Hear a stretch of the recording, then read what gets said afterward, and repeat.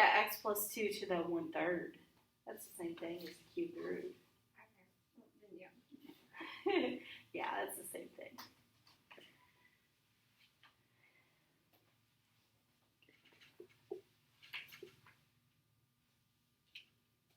Okay, so we take derivative of the whole thing, which is 2/3 x plus 2 to the negative 1/3, because you take 2/3 and you subtract 3/3. So that's where we get negative 1/3. Then you also have to take the derivative of what's inside. Oops, I did too much, not the 2. There we go. Okay, so what's the derivative of what's inside? 1. So it really didn't change anything. So I have 2/3, and I can't have that negative exponent. It's got to go on bottom. You can leave it like that, or as we just had it written,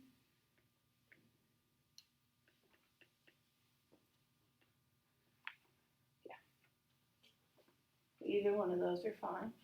Chances are in a multiple choice answer it'd be like that though, because it started off as a root. It'll probably end up as a root. Okay, so this one. Cute. Isn't it though? Yeah. So it's x squared plus 2x to the 1/3. You can't separate that out and make it x to the 2/3 plus 2x to the 1/3. It's because it's plus. If it was all multiplied in there, you could. But you got to keep those together. So we take the derivative of the whole thing first. So that's 1/3 times 5. So that's 5/3. Times x squared plus 2x to the what? Negative 2/3. Good. Then what? Flip. Not yet. Oh, x plus 2. Yeah, you got to do the derivative of that. 2x plus 2.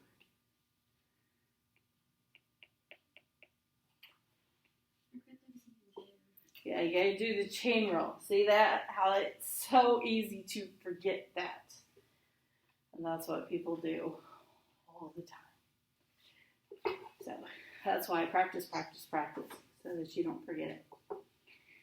Okay, so I'm going to multiply. Well, I'll do 5 times 2x plus 2, which I'm going to multiply through by the 5. And then on the bottom, I have a 3. And bless you, x squared plus 2x to the 2/3. It's fine to leave it like that. You can distribute. And you can make it the cubed root of x squared plus 2x squared. Those are both equivalent. They're both fine answers. You do not have to rationalize the denominator.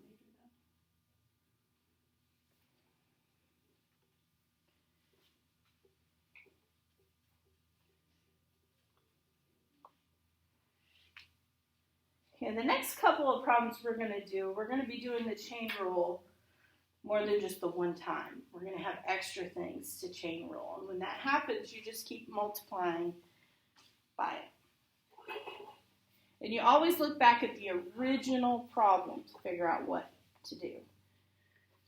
Okay, so I have g of x.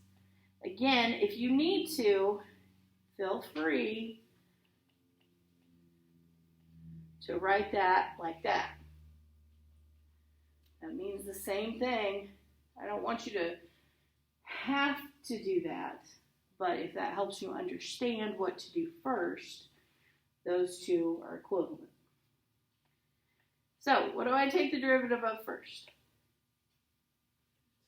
Yeah, that 2, the squared, that the whole thing basically. So I put the 2 out in front times what? Cosine of 3x. Good. Then I take the derivative of this. Oh, I guess I shouldn't have done that thing. Oh, yeah, I could do it there. Sorry, I forgot I rewrote it. Derivative of cosine. So that's negative sine of 3x. Then, also, what you're taking the cosine of, you can take the derivative of. Yeah, the derivative of 3x is 3. So we had to take the derivative of the whole thing. Then we had to take the derivative of the trig part, the cosine. And then what we were taking the derivative, or the cosine of, which was 3x. Simplify it out.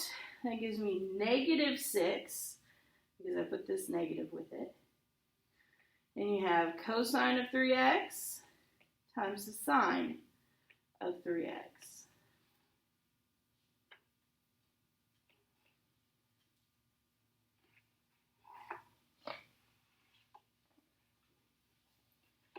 Okay, you do the next one. Very similar to this one.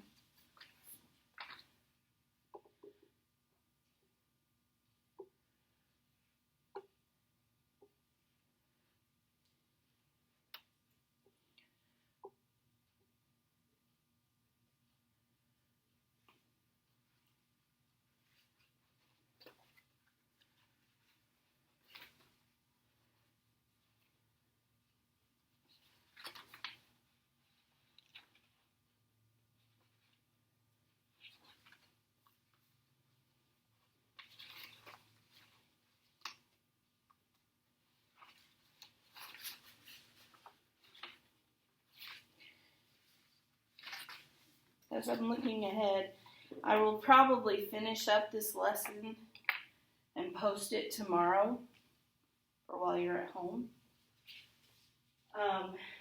And then Thursday, of course, we'll go over questions and then move on to the next section. On Friday, double check, but on Friday we should be ready for a homework quiz over product rule, quotient rule, and chain rule. Let me make sure I'm not jumping the gun.